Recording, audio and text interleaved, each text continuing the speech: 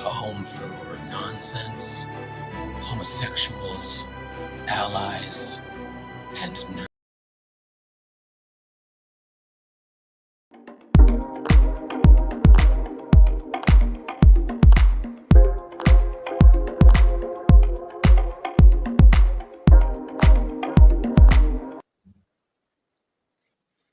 It's this one this time. Ahoy, hoy, friends, and welcome to the Salon, the regular one where we're talking about Star Trek, not the Babylon 5 one. But you can check out those episodes, and I will fix our intro video later.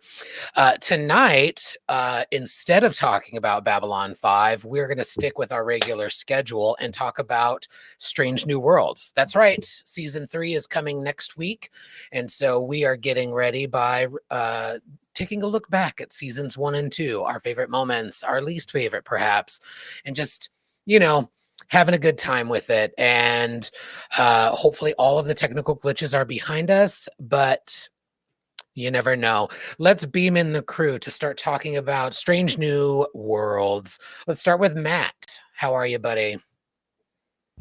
I'm so good. How are you? I'm thrilled to be here. It sounds like it. Let's bring in Ken. How are you? Hey, I'm good. I'm excited. Let's go strange. Let's go new. Let's go worlds. We're going to do none of those things tonight. We're talking about Strange New Worlds, and that's not what they do. Joanne, how are you? I am well. How are you guys? Delightful. Will? Oh. And Trevor, how are you? Strange, not terribly new. Get excited. Well, everybody. Yes, it would, Benji. I'm not putting that on the screen, but yes, that would be delightful. Welcome to the Salon. Like I said, tonight we're talking about seasons 1 and 2. We're doing a retrospective on Strange New Worlds, and as Ken noted in the pre-show, we've got 20 episodes to get through, or less than a season of 90s Trek. So we're gonna do it in roughly 2 hours or less, or who knows? Maybe we'll all be here for the next 6 hours. Let's find out. Get excited. We're going to do it. We're going to talk about Star Trek. But before we do, we simply must set an intention. This is obvious, but don't forget to set an intention when you light it, or you're just going to be wasting the wax. Indeed, we must. Matt, stop doing that to your microphone. To set an intention tonight, in honor of Strange New Worlds and the upcoming season, I thought it would be fun if we went around the room and answered a question that's burning in my mind, which is, it's never going to happen, but what would you like to see happen in season 3? So stretch your imaginations, let them run wild. Not that wild, Matt, stop it. As always, I will start us off by saying I actually have 2, so I'm sorry if I steal anyone's. But first and foremost, I would like to see Kirk and Spock getting it on in canon. We've talked about it outside of World of Canon, and I'm sure it's readily available in fanfic. But let's make that relationship whatever we all think it really is. And last but not least, my second one is I would like a Mbenga shower scene in every episode, because we've only gotten one so far, and I want more. And then thank you. Let's go around the room. William. Oh God. I mean, my joke answer is more spitties. I need more Spock titties. But my truthful answer that I know is not going to happen is less Kirk. So there we are. But yeah, I'd rather not see as much of him. But also, I want to see more TOS craziness. I want to see weird god people and weird shit like that, because that was 80% of the episodes from the original series. We're getting all these fun grounded shit. Give me some weird shit. Give me some weird things. But it's going to be 10 episodes of whatever. Not giant green hands. Not giant green hands or weird men in little gay Victorian men and being I have god powers. Ooh, everyone's going to play dolls with me. That kind of shit. That's the kind of stuff that I want. Or they're not going to go to a country western planet. That kind of thing. But enough about our group chat. Joanne. I too would be interested, like in dandies in space, but I would also love if somehow they got hurled. I don't know how, I can't do the math. 1,000+ years to the future, and Spock and Michael got to talk Oh. one last time. Ooh, that was raggedy, Yeah. but yeah. Yes, In your defense, there was no pre-show warm up for your voice. right. And I haven't had any coffee either, so What are you waiting on? Next this time we'll is a do wild ride. Yeah. Buckle up, spurk, fans. spurk, spurk, spurk, spurk, spurk, spurk. It's actually not a bad warm up. Ken, living long up there. What you got? Well, those who know me very well would know that I would love to see Carl, otherwise known as the Guardian of Forever, show up as Carl. And no, that's not true. I wouldn't like that at all. What would I like in season 3? I think I would enjoy sort of what Will was saying about doing some more crazy TOS stuff, getting a little bit closer. And I think it would be really cool if we know we're getting some guest stars, we know we're getting Roger Corby. Would make sense to see Carol Marcus. It would make sense to see Layla Kalami. Let's see what they think about that kind of stuff. That'd be cool. All right, I'll allow it. Mateo. Well, obviously, the first thing that comes to my mind is I want Transporter Twink back, the original Transporter Twink.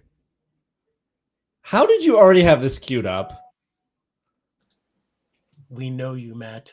So I want to see Sam Kirk bareback Transporter Twink, but if we don't get that, I would. Problematic gay alert.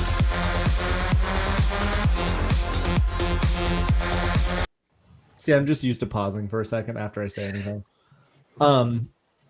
Other than that, I would love another crossover, and I think it would be fun if we get like a little crossover. I would love it if it was like a Picard crossover or something, because we got like Lower Decks, and then get like, You mean an episode on the holodeck? well, no, like time travel or something. Like, why not do a little like give me Jonathan Frakes, give me Commander Riker yet again in another franchise. Like I want to see Riker in every franchise, I think, and it's been fairly consistent. So I would love to see him in Strange New Worlds somehow. But besides that, I am just excited for season 3. I'm excited to see what they do with it. I would love to also see the Enterprise start to look like, the Enterprise. Since we're good, I'm still really hoping midway through season 4 or 5, like the last 2 episodes of season 5, it becomes TOS Enterprise. Somebody on the bridge is like, all of this looks too realistic. We should replace it all. See? Yeah. Fearless leader. You know what this bridge needs? Cardboard.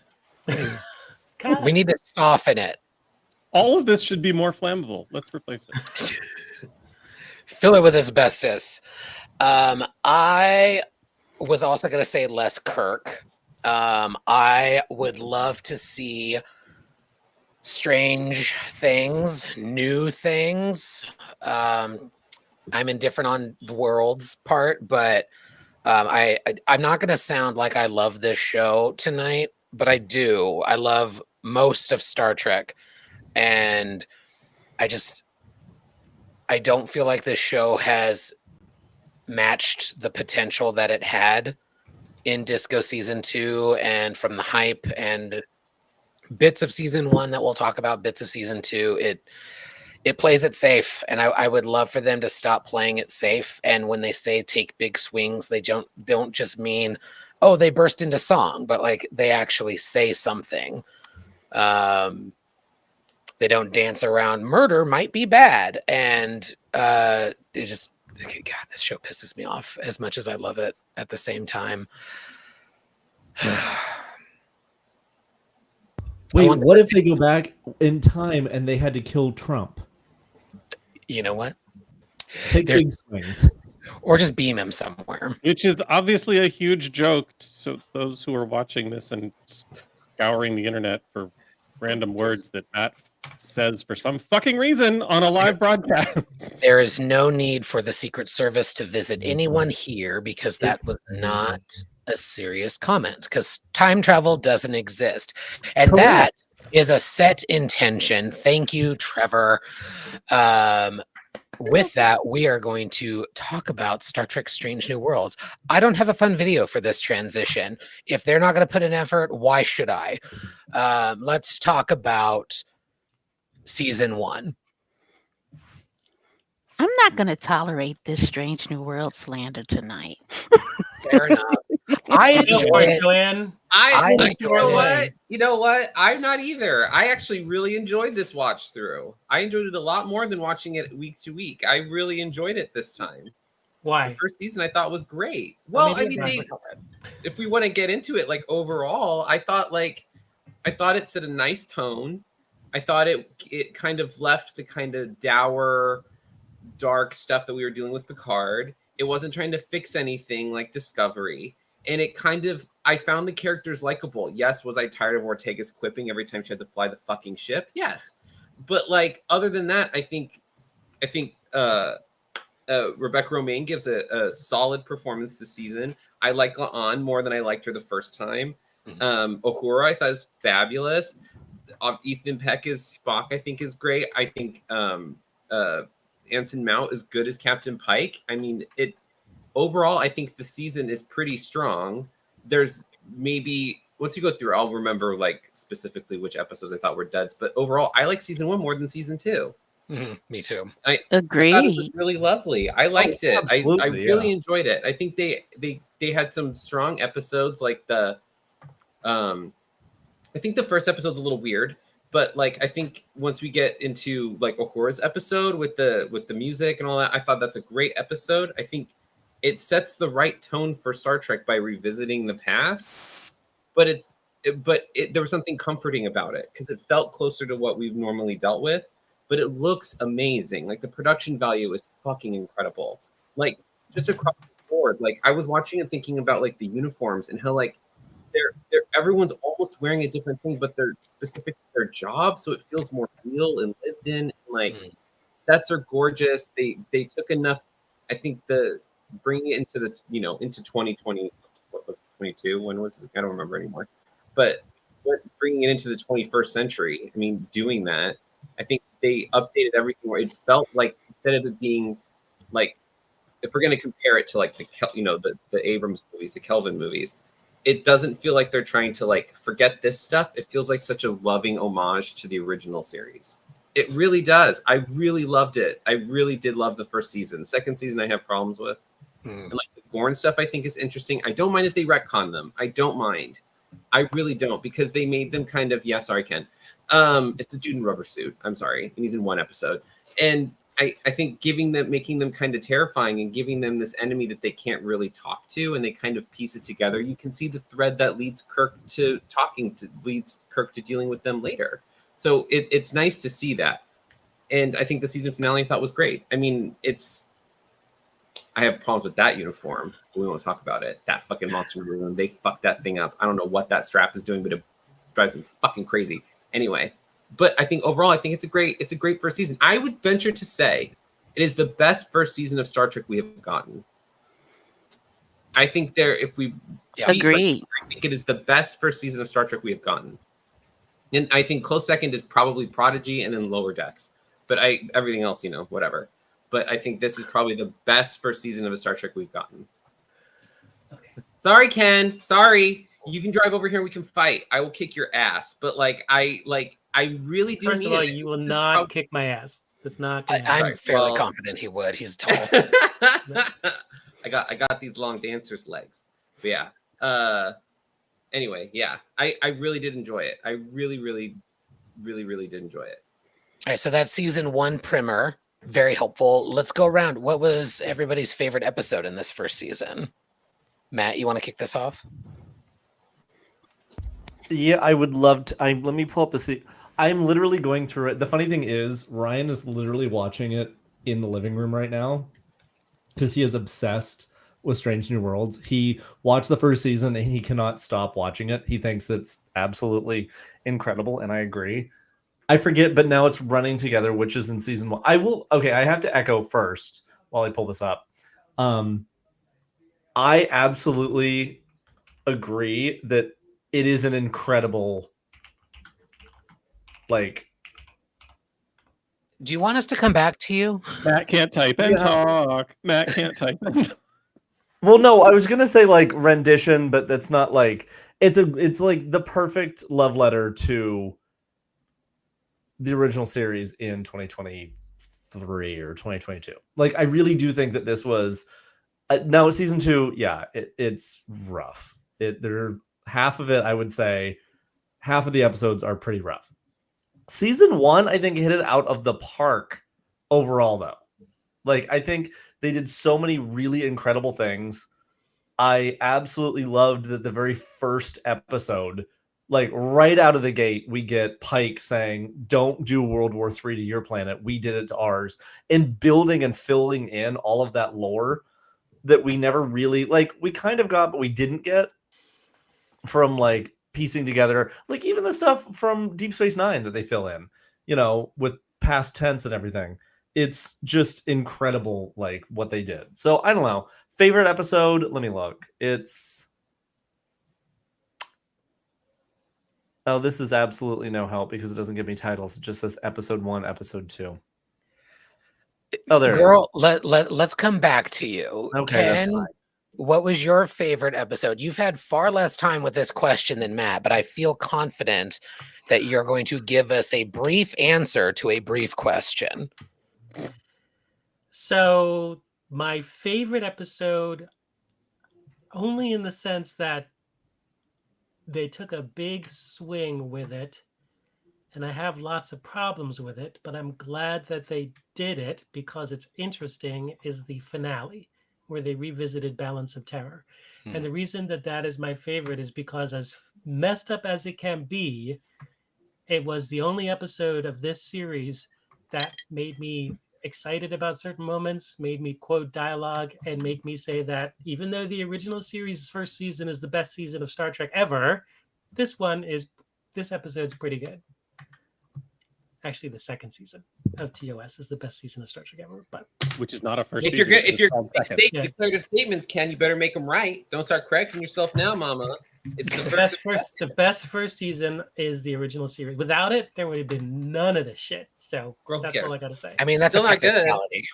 Oh, is it really? That's a Okay. technicality. Okay.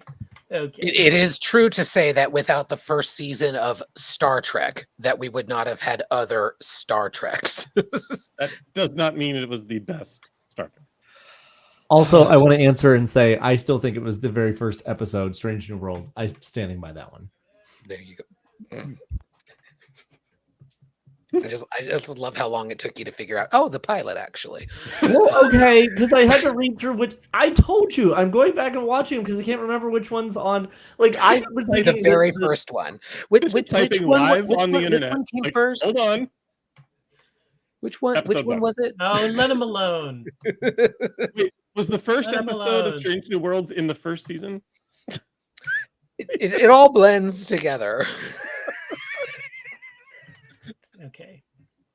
We love Matt, you. you know, None live of you with are these people seeing. now. You can go beat the crap out of them. Joanne, what was your favorite episode in season 1? I was torn. Children of the Comet is up there, Uhura, music, all of that. But it also is a quality of mercy for me as well. Number A, Pike in that modified monster maroon, hot I love it. with 3 T's. And it was just such a brilliant look at leadership and character, just a brilliant story. I think season 1 was almost a perfect season for simply what it was, the stories that it told. It's just brilliant. But yeah, Quality of Mercy hit it out of the park. Loved it. Will, a favorite Yes. episode? I'm gonna echo Quality of Mercy, but I would say a close second is Memento Mori. I think it's a really good. It's nice to see that there's like that they were in danger, like not in that sense. We know they're going to survive it, whatever. But Not like, everybody. oh, Mom, I know, so sad. Kill your gays. Kill your gays. Unconfirmed, but I think they were fucking. No, well, Mama, that was confirmed. They cruised each other in the hallway. I would say if it was Memento Mori, I think it's interesting because it's reintroducing the Gorn. It's setting them as a threat. Them having to kind of revisit this. I think it's a good episode for La'an. I think we kind of get where she's coming from.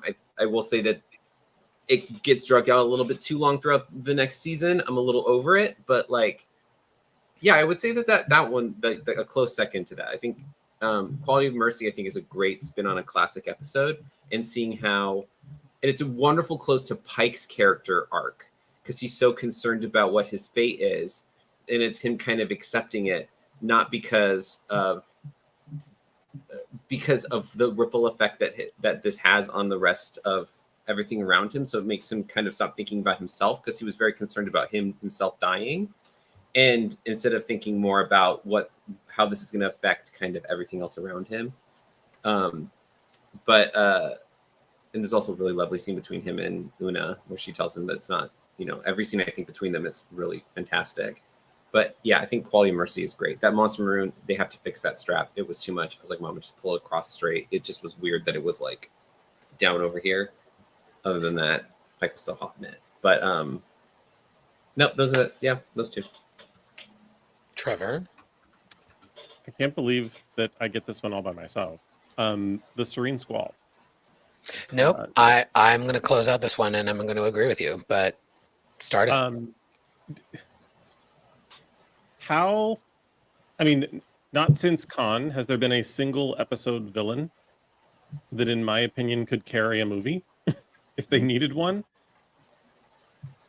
Just brilliant and vicious and convincing, and sort of lulled me into a false sense of this person might be good. Oops, just kidding. So all of that was beautiful, but I also just kind of loved Roddenberry was sort of anti-space pirate, at least after the original series. He just was sort of adamant against it, despite the fact that we ended up with the outrageous Okana, who basically felt like a pirate. But the ship actually having a wheel, for crying out loud, like it just looked like a pirate ship. It was the attack on the Enterprise itself from within, and it being boarded, and the crew being taken, just everything was fun, and it had stakes, and it had a fantastic villain, and it just formulaically had all the things that you need for an entertaining episode of television. And it was also just Strange New Worlds doing its own thing, which I kind of like whenever a Star Trek spinoff can do that and really lean into the fact that it's unique, because they all are, except Voyager. You can have that argument later, but it's just it's just Voyager's just TNG with different characters. Anyway, Gilligan's Island. It's I don't know. I could ramble on forever, but I won't, because that's not cool. But yes, I love Serene Squall. I agree. I was going to say, for me, I'm going to hedge my earlier comments. They're about Strange New Worlds overall. Too late. I know. Overall, I think they are missing the potential that they have as a series. But in season 1, I agree. Season 1 was fantastic, with some exceptions. I think the lack of Una throughout was a big miss. We got a little more of her in season 2, which we'll get into. So for me, it was Ghosts of Illyria, because we get her backstory in an interesting pandemic virusy kind of, like, Star Trek is recognizing shit happening in the real world. This is an interesting story, and how they talk about it kind of way. And also Serene Squall, because I agree. I think Jesse Keitel is just an excellent actor, and that character was so funny. And that episode for me is what I wish they would do more often. And one of the things that I find frustrating about Strange New Worlds is how they don't just dip their toe in the lore and expand upon it in some ways. Instead, it becomes like, oh, well, Kirk is here again for some fucking reason. I loved how they incorporated Cybok into that episode, and that's the kind of vibe I wish they would keep doing. Like references to Kirk, like him showing up once or twice would be one thing, but he was in like 3 episodes last season, and apparently he's going to be in more this season. It's just like we get it. You want to play with Kirk and Spock, but like that's not the show you developed, and all these other characters are missing out. And so I loved Ghost of Valyria because we got Una Chin Riley's story. I love Serene Squall because we got a fun pirate story like Trevor was talking about. And so I think season 1 definitely hits its premise a lot stronger than season 2 did, but we'll get into it. Trevor had something to say. How did you know? I did want to point out, just because you brought it up, the show not leaning in and taking as many risks, leaning into its potential and taking as many risks as it could. I think you can thank critics of Discovery for that. 1,000%. Yeah, Discovery was very much a Star Trek story. It was very much its own thing. It was very much trying to be different. And I've upset Joanne. No, I'm kidding. I need people in Star Trek production while they're working in Star Trek to get off social media. It's fucking with your product. And I hate to call Star Trek a product, but it is. Like I hate it. Get like if I ever work in Star Trek, you will see me disappear from social media because I am not going to let people bully me into changing my ideas. Now, I do love that they tried a very serialized version of Star Trek, and they were like, okay, let's not do that again. Let's do episodic with a serialized story running through it. Cool. Okay. Like, I still love Discovery, but like, okay, we're going to do something different. That's fun too. But the obnoxiousness with which Discovery was critiqued, if it's not your jam, it's not your jam. That's cool. But this isn't Star Trek. Like, shut the fuck up.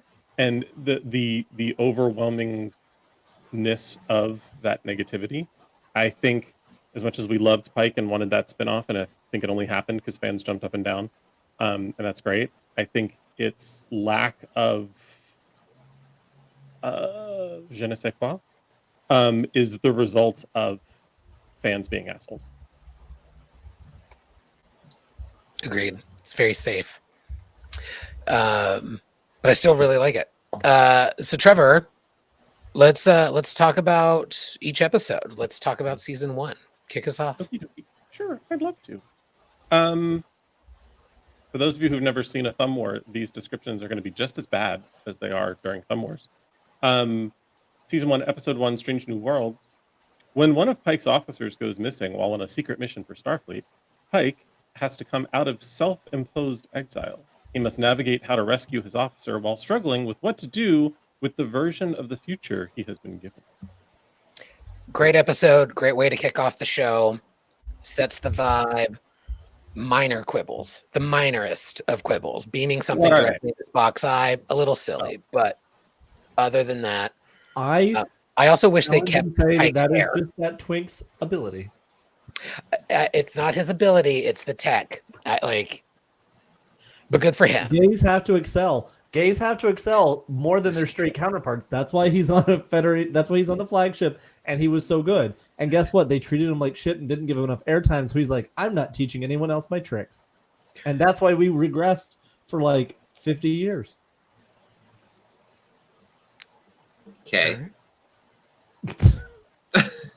Tricks are for kids. Okay, everybody else is allowed to be stupid, and I can't be. You're better at it than the rest of us, man. No. I will say I like this episode. I think it's overwritten. Yeah, it's a little like it's a little overworked. I love the idea of it. I feel like normally I'm like, this episode could use one more draft. I feel like we probably could have gone back one. Like it felt a little too, like there's a lot riding on this episode, I'm sure. And I think it's really good, but I do think it's a little overworked. Like it's a little tough to get through because there's a lot of ideas going on. And I don't think they really follow through on much of all. They don't really, it seems like they get to it, but it feels like, what am I trying to say? It feels like the last act of it is really rushed because it probably should have been an act earlier. Like it feels like it's a little off. Like it could have been maybe 30 minutes more. Like it was an extra special long episode. Like they gave us like an hour and a half or something, or like an extra 15 minutes because it needed a little bit more. I needed more conflict on the surface. I needed them to figure out more of the problem of what's going on here, and a little more another kind of, oh, and then this happens, and then that. Like I needed another like complication to happen because it happens a little too smoothly, and him like Pike deciding, oh, I'm just gonna bring the Enterprise, land this fucking ship on their planet. Like there should have been more stakes leading to that, meaning that he did this as like I'm at a last resort. Like I can't, these people aren't listening to me, so I'm going to bring this fucking thing in that they're not going to be able to stop. Like that's like, I don't know. That's my only quibble with it, but it feels a little overworked. But I think it's a pilot. Well, I mean, all of season 2 of Discovery was really a pilot for the show, but I mean, as like the first episode of the series, I think is strong.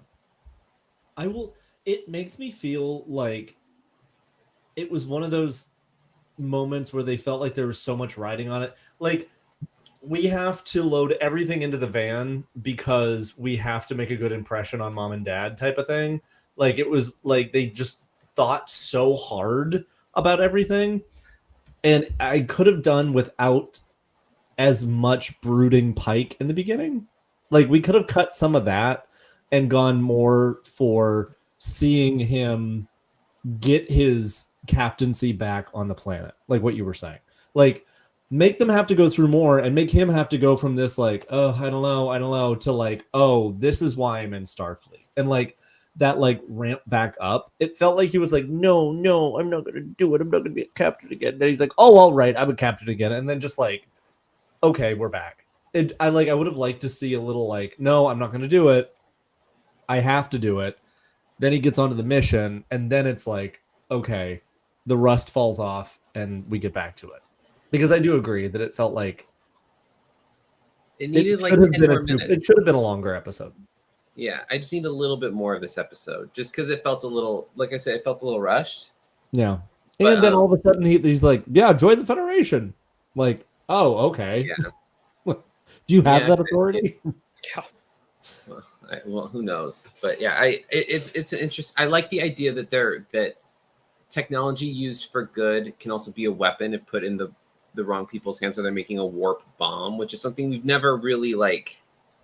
You know, we've detonate the warp core, that sort of thing, but like never experienced like that piece of technology used for something devious and then being concerned about it, being like, oh, this is bad. You know, like us. You know, like finding a warp drive, and of course they wouldn't use it for a warp drive. Some asshole would turn it into a weapon, you know? So it's like that. I love that idea of it, but it would have been nice to get a little bit more. The episode needs to breathe a little more. It was very tight. It just needed a little bit of air. It also needed more of like, they saw the battle that we had a light year away, and then that's exactly what I was going to say. Yeah, they figured out the warp drive. To tie into Discovery at all.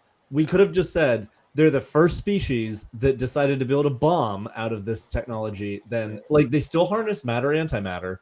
They still did it the way that we normally, but they've had this conflict for so long. They decided to forget peace and go to war. Like, we didn't, what?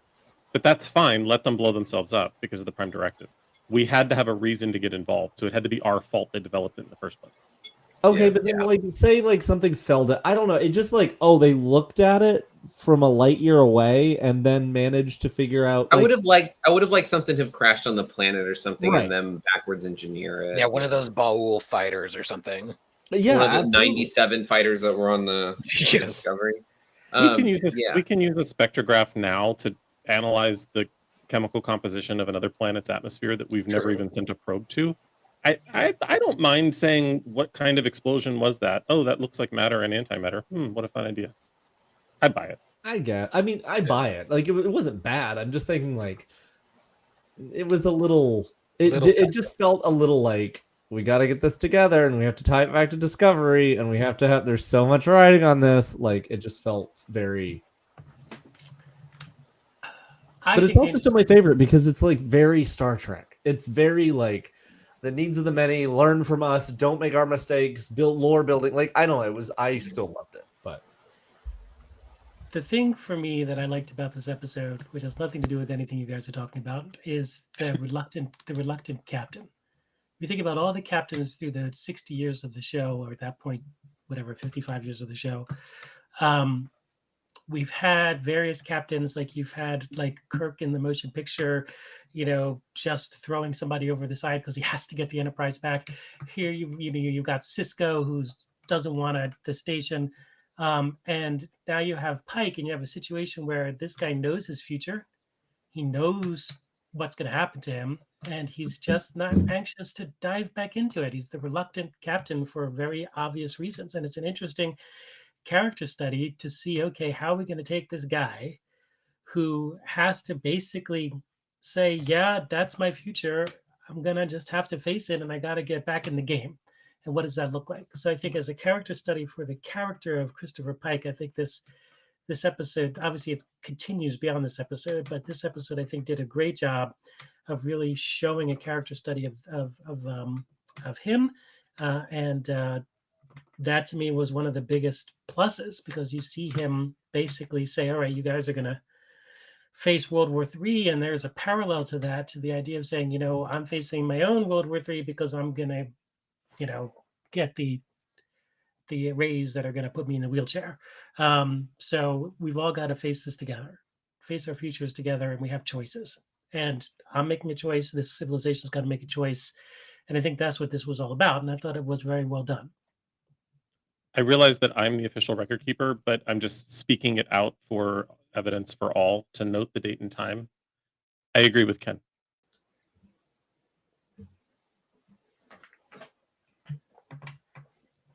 Okay.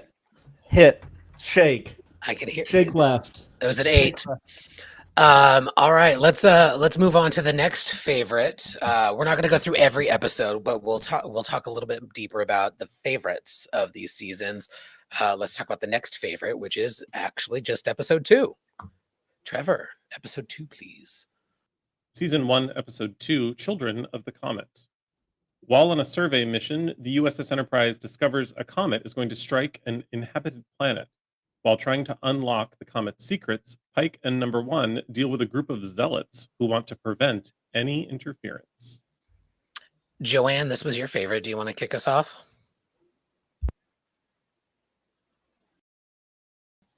Do you want to unmute yourself and kick this off?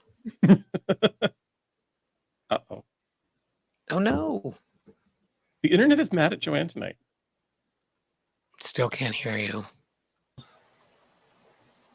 think it's your mic. Where's Hora when we need her? Well, what's weird is it's saying that she's talking, like the yellow is going like. Well, it was.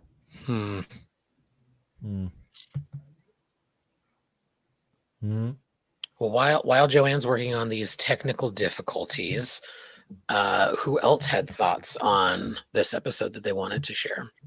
Matt? This is up there with my favorites.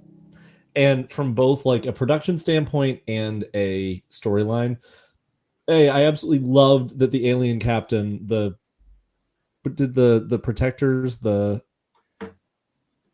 forget what they're called, the monks, that guy, the full prosthetics was like practical. That wasn't CGI.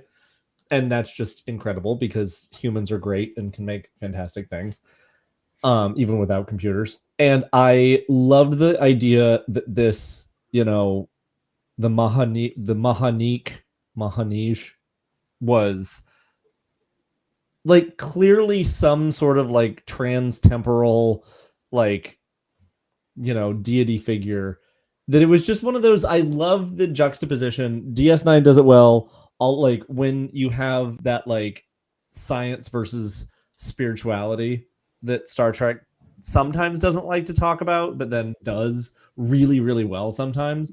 And it was it was really fun to watch. Like, it reminded me of the episode where Harry Kim dies in the pod and he like goes away, and then they have to have this whole thing of like, oh, well, so we don't actually go to this asteroid belt, like, or we don't go, we just go to this belt and fly around. And Janeway even says, like, just because we think of in terms of science doesn't mean that it's different than, spirituality. And it reminded me of that, of like Pike and everyone that are these hardcore scientists had to confront the fact that like maybe this was a like higher power deity type figure. It was a really good episode. It was a really, really good episode. Joanne, can we hear you now?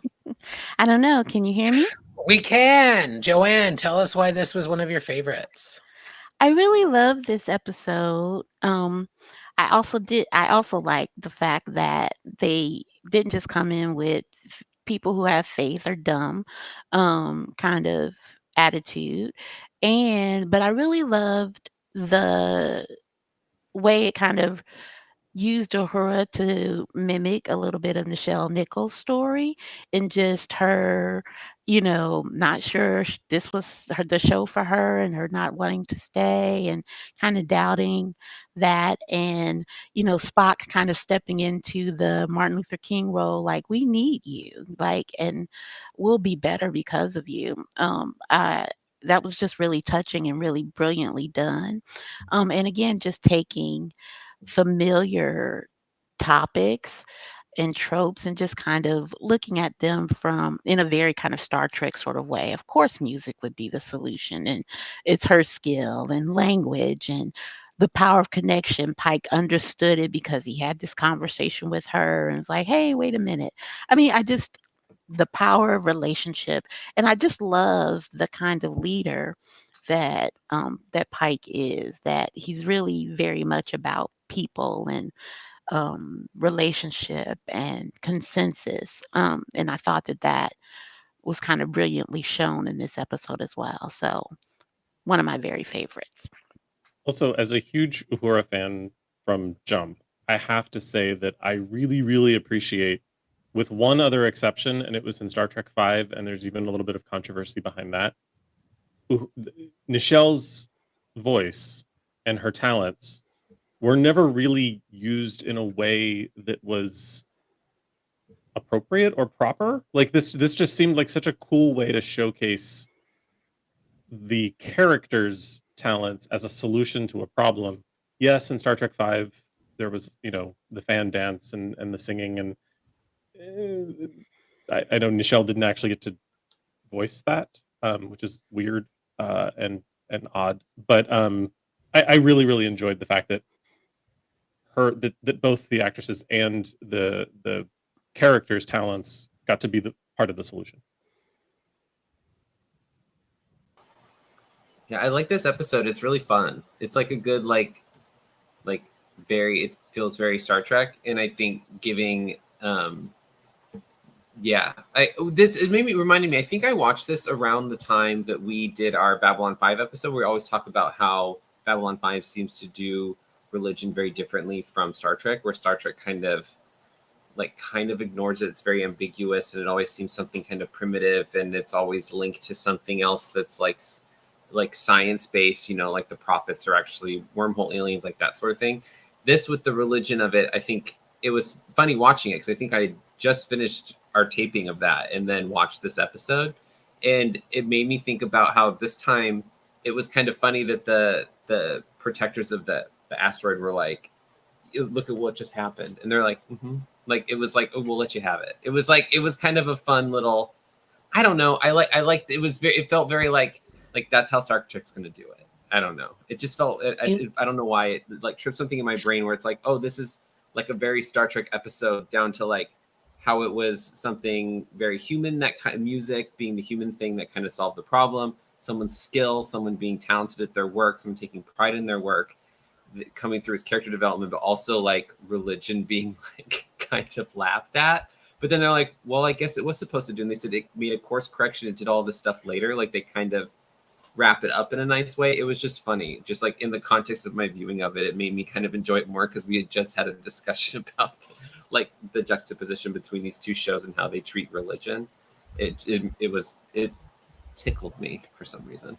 And something that we don't like, you just touched on it for a second, that it's always like we depict religion in Star Trek as like, oh, you're still on religion, like, oh, you haven't like up, but now you have this ship that is religious. Its entire purpose is religious, to follow Mahanit and protect it. They're, all that, and they're much more advanced than the Enterprise. Like, they say right off the bat, they're like, we don't want to mess with them. Like, you don't want to go up against this ship. And yeah, of course Pike does, and of course he gets out of it.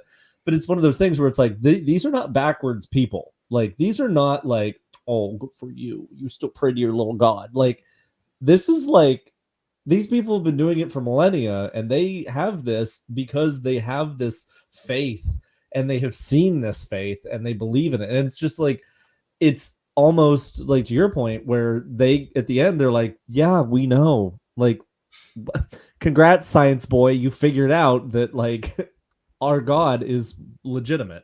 Like, it's one of those, like, they have the confidence in it, which is really great to see Star Trek do in, like, an actual respectful way. Yeah. And not like a Kai Wynn way. My We're child. also watching Deep Space Nine and going Kai back Wynn and watching catching that. catching strays on the screen today. Damn. I'm not allowing it. I'm not allowing it. Let's talk about Memento Mori. Trevor, can you read us the synopses, please? Yes, I can, because I was totally prepared for that. Yep. Season 1, Episode 4, Memento Mori. While on a routine supply mission to a colony planet, the USS Enterprise comes under attack from an unknown malevolent force. Pike learns that the enemy cannot be dealt with by conventional Starfleet means. Dun, dun, dun. Will, this was one you mentioned. Why don't you kick off? I like Star Trek episodes that lean into the kind of like the space combat being kind of naval, and them having to use the stuff around them. Like Balance of Terror is my favorite TOS episode, and I think this episode is really interesting because it felt like there was some stakes in terms of like what was happening, like fighting the Gorn, and it felt like there was good complication. The plot was really interesting. I thought the action was good. It was nice to see them escape, but use their wits instead of it being, oh, we managed to blow them up. It was more, oh, we managed to sneak away. I like the Hemmer Uhura stuff, obviously. It was very good to see her kind of their character development. But I think it's just like an episode, just generally, I thought it was really fun, and it gave me good like original series vibes. And it just felt like they kind of had this season, sometimes it felt like they had a checklist, like we need a good Star Trek episode, we need this, we need that. Like it was like they kind of checked off the tropes, and this one felt like the as much as like the final season, the finale of the season is much of a callback to Balance of Terror. This was kind of their take on it, and like the development of the Gorn and like their ships, I think are really cool. They're really alien, and even though they were just blobs of light in the original series, but I love that they're like these kind of weird ships. Like, oh, these reptile creatures would make something very different from a very linear looking starship. Like everything seems to reference what we see as like Starfleet ships. Like everything kind of references that. Like they all kind of look like they go together in some regard, but these ships looked really alien and kind of adirectional. And that they spoke with the lights, and then La'an stuff I thought was really good, and then how she kind of like, we got a little bit of Spock stuff in there. I thought it was just like a really well thought out episode, and the desperation was really nice to see them kind of struggle to do something. And I just thought everyone had a really good moment this episode. Like even when we get to like Dr. Mbenga and Nurse Chapel with Una, like there's a really great kind of, everyone gets a good moment this episode, which is generally what I'm looking for. And they managed to do it in a really tight, fun, tense episode. So A+. Yeah. Also, the Tron torpedo coming out was kind of cool. I agree. The moment with Una choosing to like give random beehive lady the last bag of plasma or whatever, like that is a great moment for her and for the medical staff. But also the La'an aspect, something that I love about that episode and the first season, and it carries over, is La'an is the only original character in this show that's getting anything really. Like Hemmer is an excellent character. From the jump, they planned to utilize that character as a part of Uhura's arc, and so like we just got to accept that. It's a bummer, but it's a great and beautiful thing. But La'an is the only one so far that they've really actually developed. Like, well, Ortiz too, but do we have development for Ortegas? But Ortega, sorry. I mean, she's original, and there's not a whole lot of development. Right. Yeah, her. that's all I'm saying is that La'an, okay. as an original character for this show, La'an's the only one that's gotten development. Are we considering Una an original character? No. No. Ish. Number one. Like she's not an original character, Yeah, but she's expanded. I wouldn't say original. Okay. Yeah. I also quick plug for Trevor's idea. It would have been funny if they chose to have her play Chapel as well.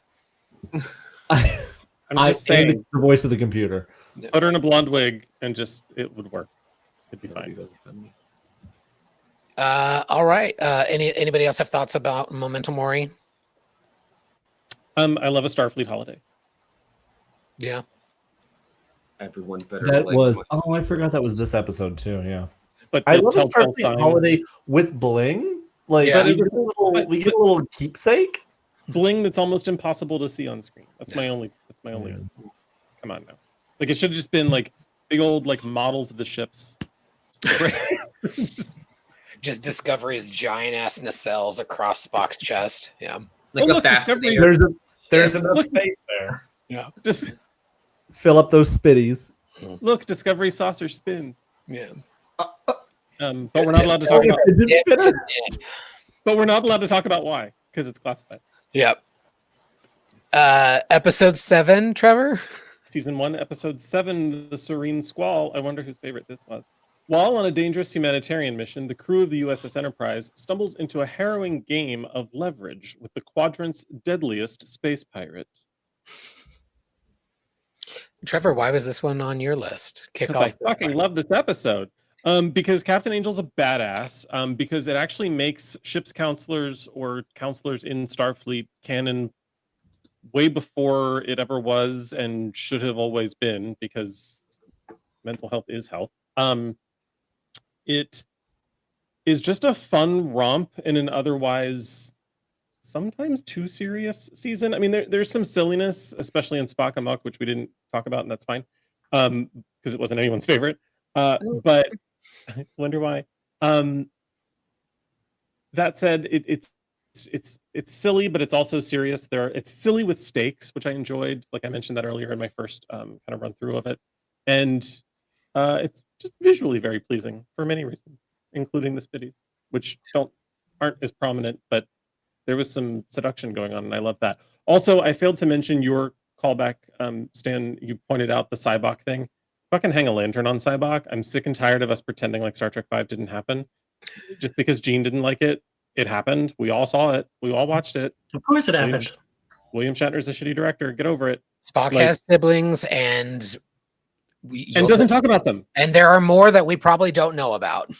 And no one burned down TV Guide because there was no internet yet. Sarek was a slut. When Cybok was revealed, why did we have to burn it down when Michael was revealed?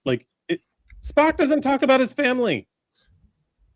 The first time we met his parents, Kirk, his alleged best friend, thought that those were that was just an ambassador and an ambassador's wife.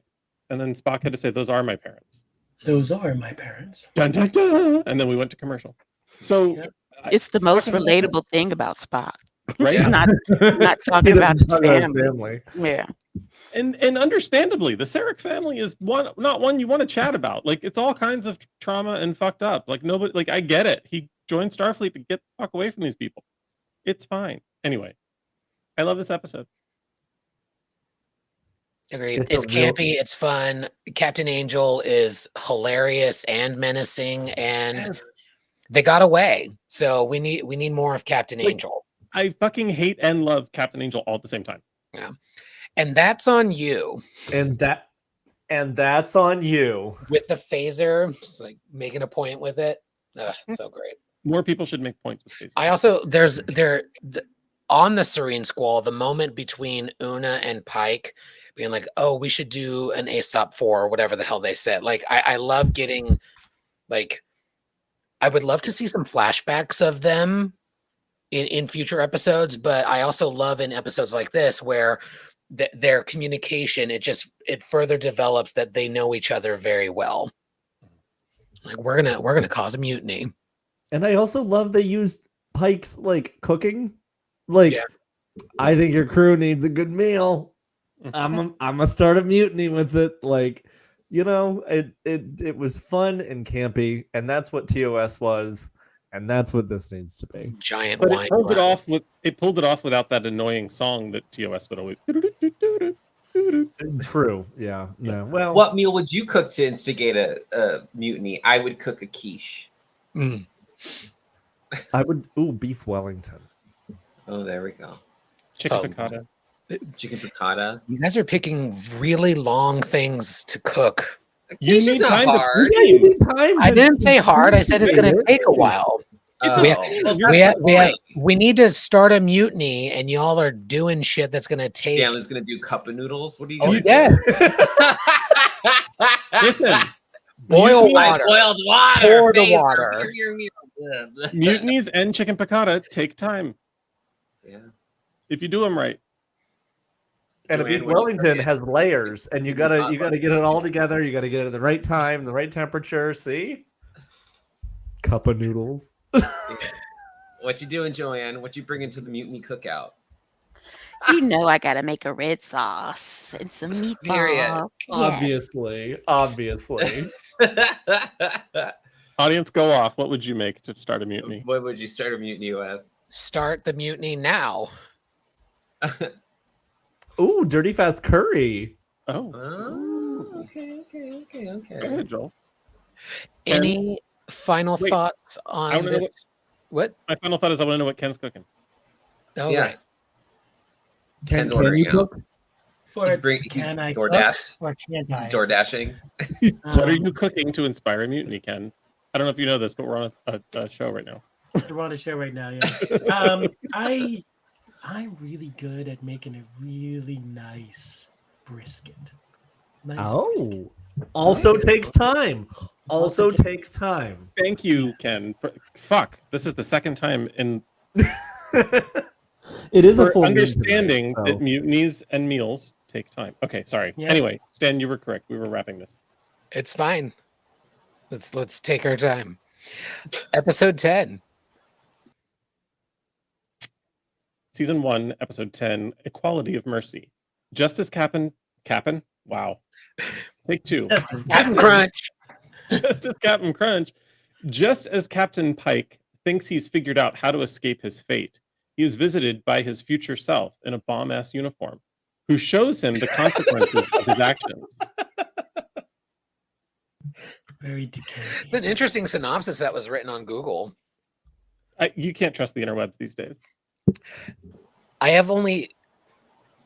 mean, I need to rewatch it. I'll probably have more, but my perhaps only or main nitpick is I get why, but I don't like that they made Ortegas the kind of racist one, because Yeah. like that, this was a what if scenario, but that was still her. So that prejudice probably still exists in the character, unless it Or- developed over the previous couple of years. The It's given potential Latino for it spice. exists, which is Yeah. problematic. Little- But yeah. Which, I mean, the potential for prejudice exists within us all, especially Will. Or they, yes, that's true. Or they should have just switched her out and just done Bailey, and not Bailey. Bailey's the wrong character, but the guy from. I don't even know. Yeah, I get. Like I said, I get why it's Ortega's. Yeah. Like, this is the character that we have in the show. Let's have her in this episode. It does feel weird. It feels out of character for her because she does. That's not like as little as we've gotten, but like no, but they should have had like styles. That's the. Yeah. It's like I don't think that would have been the thing. I felt like she would have been like, I don't know. Like it does feel out of character for her to be kind of really blatantly racist and like really like upset with Spock for something he clearly had nothing to do with. Yeah, and unlike that other character, we know that Ortegas has a years-long history with Spock. So, like, just like in every other episode, just make her the one who happens to fly the ship. Because I don't know if y'all knew this. Ortegas flies the ship. Wait, that's her job? Yeah.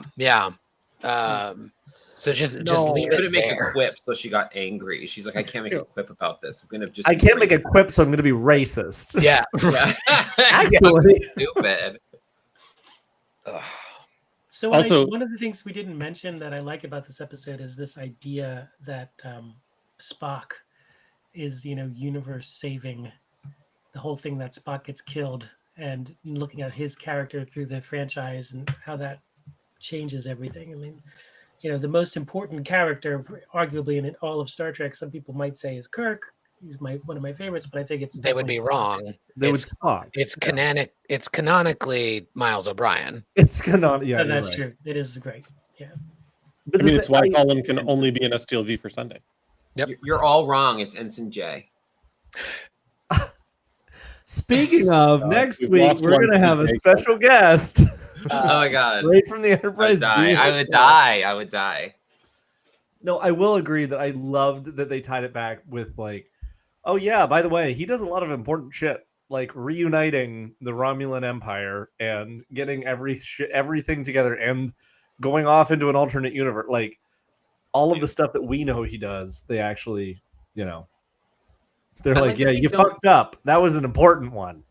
I like that there's not the implication that he dies, but that what Chapel says is he'll never be the same again.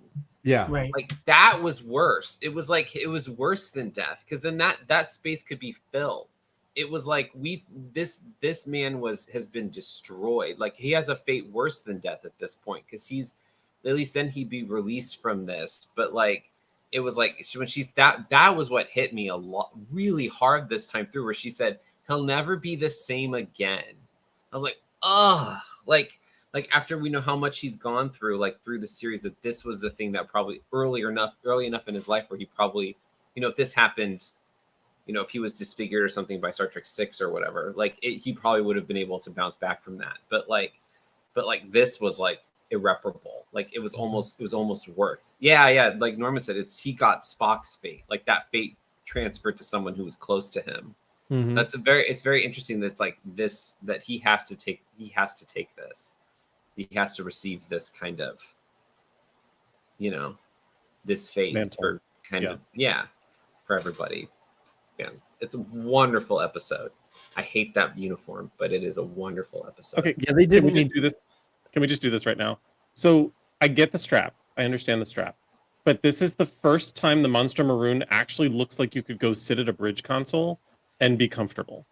Because the Monster about the Monster Maroon is that it's bulky as fuck, completely it's impractical, it's uncomfortable looking, it's bulky as no one looks good in it. It's modeled after like 17th century naval uniforms, and they were all like weirdly thick, and these people were out in the fucking Caribbean, and it's like, why are you wearing this? So it's weirdly thick, and it's wool, and it's double layered wool, which is kind of crazy. But I don't have a problem with it. I think it looks good. It's that thing. It just looks awkward because it gets skinny and then it gets thick again. And it's you can see the way whatever. Want that. But he's not here to push the button, but I'm counting it. It gets thicker at the tip, but yeah, it's just it's just weird in it because it doesn't go straight because the original one, it goes kind of straight across. It goes down. It just looks strange. I think it's a great reboot of that uniform. I think it's great. It connects well to the uniforms they have on the show. I think that the sleeve, brilliant. And the collar, I think all of it looks great. That drives me fucking nuts because it looks sloppy. So you're just Because you upset wouldn't about have that strap come all the way down there. That's crazy. Like, it would make more sense to have it come straight across. You don't have this like thing that comes all the way across in this weird angle. It's weird. It's a weird correction that if they looked at it, they go, we can just adjust this. Like, I need to have a conversation with their costume designer and be like, why did you do this? Because I need reasons. I need receipts. I need timelines. I need all of this. I need to know who decided this because it makes me angry. And an episode that otherwise is great, that weird thing really throws me out of it. I'm just like, I look at it and go, ugh. And they sell that uniform. You can't buy the original Monster Maroon anywhere. You have to buy a custom one from Etsy. And you can't buy it. You have to buy that one. It pisses me off. I just feel like the next time episode. The time period in which the time period in which the Monster Maroon was worn, I feel like every time Starfleet officers beamed down, everybody 75 was like, years. It was worn for 75 fucking years. They just kept taking collars off. So every bad guy had to be like, don't worry about him. Like they just look like it would take them 6 years to run from point A to point B. Like that's why they wore them so long, because no one could actually move a sewing machine or a replicator to make a new one because they were stuck in that wool mammoth thing. Anyway. Yeah. I love that I messaged Trevor to tell him like, hey, I'm gonna have to step away for a few minutes. And I figured y'all would keep talking about the episode. I did not think that I would leave on Monster Maroon and arrive on Monster Maroon. Bitch, if you leave me in charge. Much like the entire series of Star Trek, where we had it for 75 years, we just had a really big run. This is why we can't have discussions about uniforms, because I have strong feelings. I have strong feelings and opinions. We can't have, if we do one episode, it's gonna about uniforms. It's gonna be me screaming for 2 hours. I have very strong opinions about these uniforms. So spoiler alert for our after season 3 of after the 10 weeks of season 3 of Strange New Worlds, we are going to talk about Star Trek uniforms.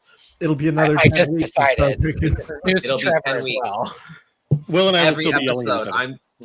it'll be a slideshow. It'll be me showing a PowerPoint I've made about each uniform and why I don't or don't like it.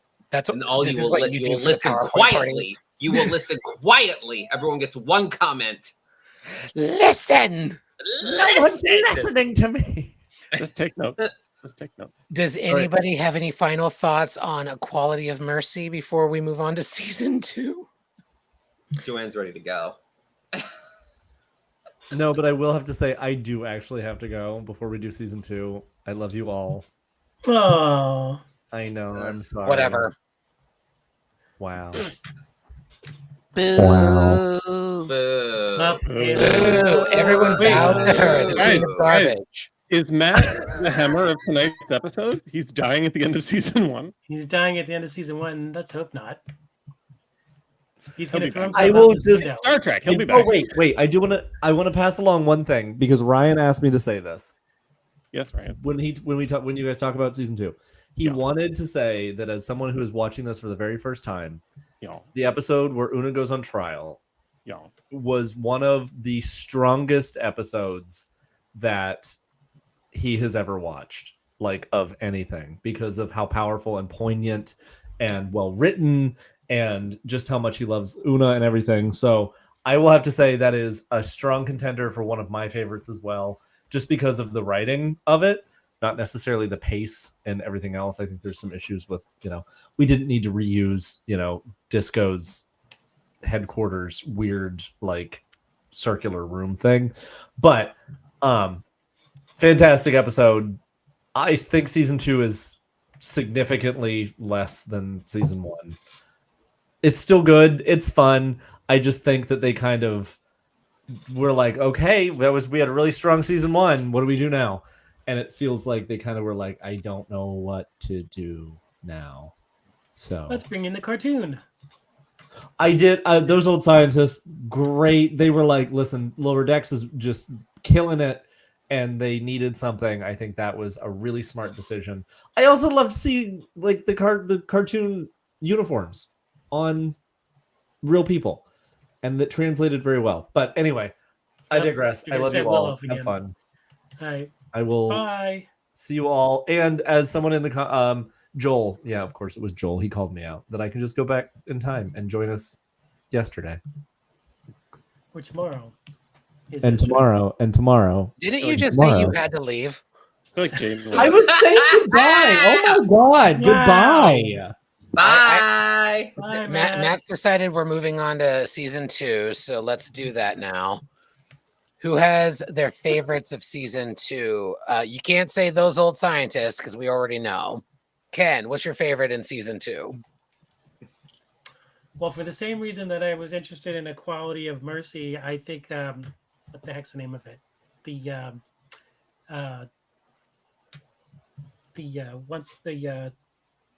Once Upon a Time or And Now What or whatever it's called. The Y'all are Symphony killing of me. Songs. Yeah. What? The fuck is he What are you saying? saying? Once More with Feeling. That's it. That one. That's the one I like. What? Once That's More with not an Feeling. episode. That's not an episode of any Star Trek series in the 920 episodes of Star Trek. Well, it's the same kind of thing. The musical one, whatever the hell it's called. I forget the name of Subspace it. Rhapsody? This Subspace whole fucking Rhapsody. time, you could have just said the musical episode and we would immediately get it. The one where they're doing the thing and there's like things happening. Some stuff happens and And Once it's more. the Enterprise. And I said to myself, God, if this ship starts dancing, I'm just going to turn it off. And the ship it started did. dancing. In Ken's defense, he has been working on a brisket all evening. I haven't. And I'm starting a mutiny. Some amazing round potatoes. They're so yummy and a little bit so good. Yeah, the roasted potatoes and the brisket. Oh, it's the best. Let me start with a little matzo ball soup. Good. Will, what is your favorite episode of season 2? Ad Astra per Aspera. Like it's like other than These Old Scientists, which is clearly the best episode of the season, I think of the series thus far. I think of like the new Trek, I would say it's probably the best episode. New? New Trek, whatever. This era of Star Trek. I think that episode, watching it the first time, I felt it was really heavy-handed. I was a little like, I enjoyed it the first time, but this time watching it, I think it's anchored by, oh God, what's her name? Neera. I can't remember the actress's name. Neera. Her performance, I think, is Yetiri really Badaki. solid. Yes, thank you so much. I knew you would know that. I thought that was really good. It's like a procedural episode of a TV show. It was nice to see Star Trek kind of take that on again. And it's ironic that like Measure of a Man in TNG is like the best episode of season 2, and their season 2 is kind of a similar trial episode. It does feel like they're going through the checklist, but I think this one is great because everyone there's a nice moment with La'an where she thinks she's the one that did this, and like that kind of relate with what's going on with Illyrians and all that. I think it's obviously a great episode for Una. I think it's just an episode of Star Trek where it has people that Starfleet at this Federation and Starfleet at this point is not perfect. And Space Annalise Keaton, perfect. I think it shows that they still have a lot of growth to do, that this is not utopia. We're closest to utopia as possible was always a way to kind of adjust. And the idea that justice sometimes is incremental. You don't make these huge leaps, that sometimes you have to pick at things over a long period of time. I would love to get a moment later where we find out Illyrians, if Discovery was still on the air, that, if Illyrians are allowed to be in Starfleet and be genetically modified, like it would be nice to see that happen later. But I don't know. I thought this episode was just it was so beautifully written. I thought the kind of great reveal about how Neera kind of put this whole thing together at the end and her testimony, and like there's a reason she's the best civil rights attorney in the galaxy. Like I thought it just a beautifully crafted episode. I thought it was really great, and I thought incredibly poignant today. Joanne, your favorite episode of the season? It's that one as well, for no other reason than Yetiri Badaki. I've been obsessed with her since American Gods. And if you have not seen the Bilquis episode of American Gods, It will change your life. You need to watch it. And she's amazing in it. And Rebecca Romaine is also just one of my favorite Fantastic. characters, so or favorite actors. So for them to be kind of in tandem for this episode just ruined me to the core. Like, ugh, just too much grace, too much beauty, too much, fierceness. So, and it was a great story too, on top of it, right? And so, yeah, my favorite all around. Trevor. So, Ad Astra is probably my favorite episode of Strange New Worlds, let alone season 2. But I'll go out on a limb and just bring up a close second, just because in this very hit or miss season, I kind of love charades. Interesting. I enjoy the, like, I realize, and we've had many discussions about let's take the hybrid person and make them all of one thing or another, like that being old and tired and silly. For comedic purposes in this like the comedy worked. Yeah. The troublesomeness of it, I get it in terms of how we're analyzing this character, but we have analyzed Spock for 60 some odd years. So I don't mind taking a break and just having a silly episode. He's meeting the in-laws, like it's very 80s sitcom, like zoinks, what's going to happen next? Like it just, for that and the break of the seriousness and the tenseness of the rest of this, with the exception of those old scientists, the tense nature of this season, I enjoyed it. I enjoyed everyone's comedic delivery, which is not something you can often say in Star Trek. The comedy either hits or completely misses in most Trek, and for this it lands a lot. I'll say it, and I don't care what, you can push any button you want. Pike in the green wraparound, like, yes please. Problematic gay alert.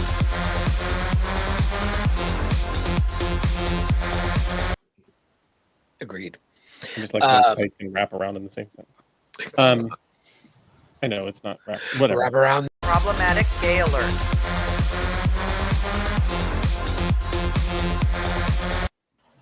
No I will say, when I found out that that Anson Mount was playing Pike, I did tweet at him and I said, I can't believe Captain Pike gave Charlotte crabs in the Hamptons, because he played a character in Sex and the City, and he did like it and replied and went lol. So I will say, every time I think about that, I was like, Captain Pike gave Charlotte crabs in the Hamptons. You need to screenshot that and show it to him. I'll go find it. I have to go dig through my Twitter. It was so long ago. It was We when need they that got time into travel episode. season 2. Yeah, that to go back. He should have been in tomorrow and tomorrow. No. What if he and La'an were actually gone for like a whole year, and they had a romance, and then came back, and they were like, "Just kidding, we have to pretend like that didn't happen." Like, whoops, we made it back. It's very Janeway Chakotay. I did not like that episode. I really didn't. Tomorrow. It was hard to watch. You get tomorrow. I Yeah. like the idea of it, but like, I liked Pelia in it. yeah, And it was interesting to obviously, get the phrase K-hole in Star Trek. right. Anytime we get Pelia, I'm down for. But like, it was hard to watch. Well, It don't was a worry, hard because we don't one. need to talk about it, because we're only talking about our favorites instead of. Oh, sorry, we're moving. No, on. no, no. Sorry. Guy. And we Sorry, hated it. Ugh. So I will kick off this round with my favorite, which is like, I don't think it's on anybody's list of favorites. I've heard lots of derision around this episode, but I liked the Broken Circle, the first episode. I think because there was a little less Pike in it. Like I like Anson Mount and I like Pike, but there's something that I love about having a captain that's not like an amazing captain. Well, he's Like, not omnipresent like Yeah. Picard or Kirk. Like, Yeah, this- he's- he doesn't feel like he always has to be involved in everything. yeah, which is he's a great. consensus maker, and he's indecisive, and he makes mistakes. And I like seeing that. Him not being in this episode because he was on paternity leave from the show it ended up being a great thing because it gave more space for other characters. I think the thing that I love most about this episode, even it does have problems, like the fight scene with the super serum, a little much, a little long, but every bit of Pelia was great. I loved her introduction. I loved her seeing completely through their bullshit. Carol Kane is hilarious. Like that weird janky ass accent she's decided to go with, like it. I both hate it and love it. It's so ridiculous and different that I just roll with it, and so that's something that I love about it. And you know, there are plenty of things in that episode that's like, this doesn't make any fucking sense, but Carol Kane is in it, and so it's fine. I find the episode a little far-fetched. Like, oh, we're gonna steal the Enterprise. Like, okay. Like, it would have been funny if they got like Spock to like call Pike and he'd be like, what should I do? And Pike goes, steal the ship, take the ship. Like, it would have been like, just figure out a way to take the ship and go do it. Like, it would have been an interesting moment where Spock's like, I don't know what to do now, instead of him deciding this is the recourse. Like, the premise of it's a little thin. I think overall, I think it's interesting, but like, yeah, it was just a little like Spock's first thing is like, oh well, we have to steal the ship. Like, it's not like, I'm sure if he talked to April and goes, if he said to, you know, Admiral April, I have a hunch that this is happening, he would have been like, yeah, cool, go. Like, there would have, the conflict of this of them stealing the ship would have been gone, because like Spock is like, if anyone in Starfleet, if Spock came up to you and goes, I need to take your car because I have a hunch about something and I need a car to get there, I'd be like, yeah, dude. Like, I feel like there'd be a non-issue, but it's fun. I like the Klingons in this. I like the way the Klingons look. I like the way they behave because they're ridiculous. And it's the first time I like the way they look in this. And I liked how the D7, how the engines kind of opened up and the disruptors came out of it. I thought that was really great. You're muted, Stanley. Get your shit together. Damn it, I've been trying this whole night and failing. the Goldar Klingon. Mm-hmm. Yeah, he looked great. And I also Spock being like, ah, like it's just it's silly. And there's some cute moments in it. There's cute moments in the episode. But there's a good moment too where they say, oh, it's a crossfield class, and you see Spock kind of look at people in the background. Like, you see him kind of go, no, it's not. He's like, no. Well, like I love that they did that, because we see what the crossfield was supposed to look like, but then like the Discovery and the Glenn was more advanced because of the experiment that we don't know about. What experiment? Yeah, it's classified. What are you talking about? All right. Trevor, take us to episode 2. Okay. Season 2, episode 2, Ad Astra per Aspera. Commander Una, or Lieutenant Commander, depending on which episode you're watching, faces court-martial along with possible imprisonment for dishonorable dismissal from Starfleet, and her defense is in the hands of a lawyer who's also a childhood friend with whom she had a terrible falling out. Next week on The Real Housewives of Starfleet. I would watch that. Same. Joanne, if you're back, would love if you wanted to kick this off, but we'll come back to Joanne when she's able to rejoin. Will, you are also talking about this episode. Yes. I kind of went a little long with my original touch point on it, but I think it's a wonderful episode. I think when Star Trek tries to take on these kind of big issues in a small setting like this, where it takes place in one, you know, where this could be a stage play, quite honestly, like it could have been done on stage. I think when Star Trek go small, I think they can discuss an issue like this that's very poignant, and they touch on a lot of really interesting, continuing to be relevant issues. And I think the acting is phenomenal. I think like Rebecca Romijn does not get her flowers for being an incredible actress. Like, I knew it when I saw her in X-Men as Mystique, and she delivers an incredible performance, literally saying nothing. The woman is butt naked in blue Butt paint naked, yeah. and is holding her own against Ian McKellen, which is like impressive. Ian McKellen and Patrick Stewart, and she's acting circles around them in those first two movies. Like, she's phenomenal. Literally. Literally flying through the fucking air. It's the only reason she's the only reason I'm excited for Avengers Doomsday, because she's going to be in it. It's the only reason I'm excited for it. Rebecca Romijn, if you hear this, I love you. If I see you at the con, I will probably cry.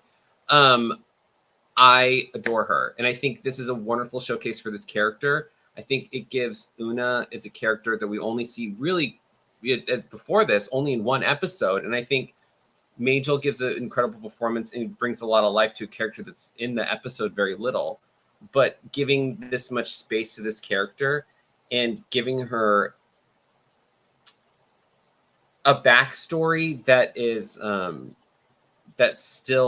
that like resonates today, that this is someone who decided to better themselves and join Starfleet and to be a part of something more and to find themselves amongst the stars, but then come back to themselves and not want to hide themselves anymore. As a queer person, I thought this resonated with me.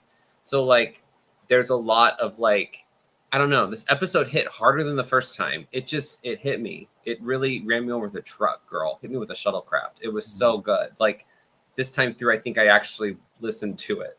Like, I don't know if I was not on that day or whatever, but like this day, it really hit with me a little bit more. It's such a good episode. It's so good. You know? Joanne, did you want to say more? You're on mute. You're muted. You need to get your shit together too, Joanne. Bitch. Are we talking about Ad Astra? Absolutely. Yeah. It is. I didn't hear a lot of what you guys said, but one of the things I do love about it is the way it kind of tackles, assimilation and passing and privilege and all of that in a way that is just, I think, very nuanced and engaging and provocative. It's just brilliant.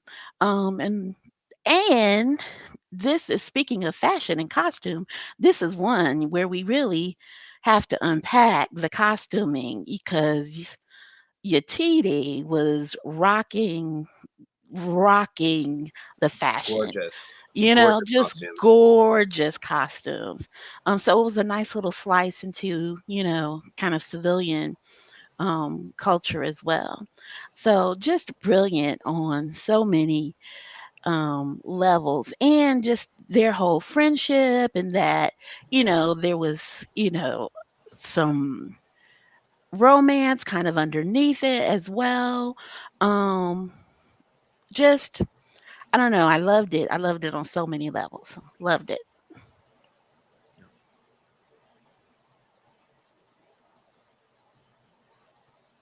Exactly. No one has anything else to say. Next episode. Just let it breathe. One thing I will add about this episode is, I mean this with all the respect in the world. Captain Pike kind of sucks in a couple of ways, including he told Una, "You let me worry about Starfleet," and then did nothing until this episode where he went to get the lawyer. So good on him for getting the lawyer there. But the real hero of this episode was definitely Nira, who I was going to pull her up because, like Joanne just said, just looked incredible. She's incredible looking. Those Like, costumes were fucking brilliant. They Yeah. were Brilliant. so gorgeous. Like, gorgeous. Oh, sorry. Like the one, there was like a blue one that she wore that kind of did that crossed her, but it was like it was like a skirt with a matching like legging with it. It was so good. I was like, that fucking just was beautiful. I mean, she's a beautiful woman. You could put that woman in a burlap sack and she would kill it, but because she's gorgeous. But like whoever that costume designer did her right.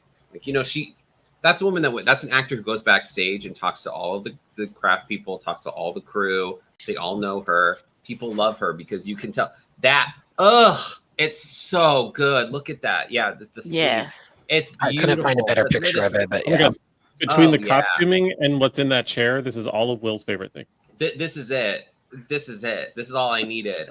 So good. Well, and if you want to talk about the costuming, if you go back to that picture for a second, Stanley, the tribute to the original series with that costume, the dress uniform. Yeah. I mean, it is very modernized, but it clearly is honoring the original series, and the hand reader, the truth reader, is right out of the original series, and I think that is yet another brilliant moment. And one of the things that I didn't say before, but I think, you know, when you watch these shows, each one of these episodes, they honor through visual design and sound design so many ways, little and big, that throws back to the original series. And there's an amazing example of that in the finale episode of this season, which is such a little throwaway thing, but it's so brilliantly done. And we could talk about it when we get to it, but they just do a really great job of honoring the original series with little nuances like that. I looked up the writer because I needed to know Miss Dana Hogan. I needed to know what she was doing. She's written 3 episodes next season. So just saying, if this woman wrote that, we might get 3 good episodes next season. There's at least 3 that I might be excited about. Dana Hogan, write more Star Trek. Yes. Quote me. I've already heard from Trek, because Trek Movie has seen at least the first 5, and they said it's like, okay, meh, all right, good, really good. They said season 5 is like, or episode 5 is like, they do a villain that's really interesting, and they said that there's like, it's like a good, I have a feeling I'm smelling Dana Hogan on it. I'm just saying. Yeah, in Lori we trust. Although Lori and I disagree on the Gorn, but on all other things we are usually in lockstep. Yeah, I find myself in agreement with Lori on a lot of things as well, including Strange New Worlds. The performances are incredible. They could say something, and they choose not to. They just pull back too much. Anyway, episode 5. I don't agree. Speaking of me not agreeing with the group, episode 5, charades. That's not episode. We're on oh wait, the favorite episodes. Never mind. I thought we were. I'm mute. Sorry, I'm mute. I'm sorry because I was like ready. I was ready to shit on tomorrow, but like we're moving on. We don't need to talk about it. We don't need to. Does this look like an engineer's engineering place? We're not talking about it. Oh my god. Okay, yeah. No, sorry. Move on. Charades. I apologize. I'll not take points away. And spoiler alert: well, you actually got bonus points on top of bonus points. A shuttle accident leads to Spock's Vulcan DNA getting removed by aliens, making him fully human and unprepared to face T'Pring's family during an important ceremonial dinner. I would like to repeat and reiterate what I said when I first revealed this to be a favorite of mine.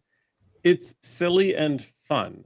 Don't get deep with this episode because it doesn't hold up to deep muster. Like it's just it's a sitcom episode of Star Trek. Yeah. My only whatever about this episode is they built it up that Pelia and Amanda have a backstory, and you have Amanda in this episode and they don't interact. Like, I get it, it's scheduling, whatever, but like reschedule shit. Like you schedule around Carol Kane. God damn it. Yeah. And as funny as this episode was, it had I think one of the most poignant, kind of touching moments at the end when Spock is talking about his mom or talking to her and their relationship. Like, I got emotional because it was just all of those hijinks that he went through really helped put things in perspective for him, right? And it was a really beautiful kind of tribute. Yeah. I also loved Amanda being sort of read in on the secret before everyone else, and playing and like leaning in and playing along. Like what she was willing, like she wasn't willing to do, you know, often we see these incredibly uber like high stakes situations where like I'll do anything for my child. Of course a mother would put herself in harm's way for her child. Amanda's doing anything for her child's happiness. This is not about his life is not at stake. There's not like the stakes in this are pretty low. Like we're talking about will he or won't he get engaged to a woman we already know he's not going to marry. So the stakes are pretty low, but like her complete commitment to this charade, for the Sherrod. sake of charade, I believe it's pronounced Sherrod. depending on which next time on Star Trek: The Next Generation you listen to. Sorry, there's a whole thing with Future Imperfect where Riker says, "Let's just end this charade," and then there's an alternate version where he says Sherrod. It's kind of funny. Anyway, YouTube it. The fact that she's willing to fully commit to this charade for her son's just for him to be happy, leads up to that very beautiful scene that Joanne's talking about, but is just incredibly touching and warm. And I don't know, it's one of the few warm blankets that we get in season 2, and I adore it, especially because Mia Kirshner can do so much, and they didn't really let her do a lot in Discovery because she was often a backdrop for Michael's story, which Discovery was Michael's story, so that's fine. But having that actress and letting her spread her wings a little bit in this episode was a lot of fun. I will point out, it is funny to me that Mia Kirshner, who I adore, is only 50-year-old and beautiful. Ethan Peck is 39. So she had that boy when she was 11, which is also raises a lot of questions about what Sarek is doing. But I like this episode.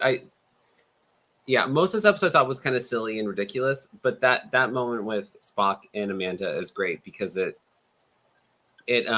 really kind of makes their relationship, because it always felt like, especially in season 2 of Discovery, it always felt like she was trying to reach him in some way, and she was like, "You're half of me, but you're stopping yourself from allowing that." You know, like it was always felt like she was trying to reach him and trying to relate to him by being a human, and then this episode is a great touch point to see how like for their relationship to kind of be so, to him, kind of, for lack of a better term, to be kind of a mama's boy, where it felt like they needed to have this moment. And this episode is ridiculous. Also, the actress plays T'Pring is fucking gorgeous. Fucking beautiful. Like I'm a gay man, but like damn, she's beautiful and funny.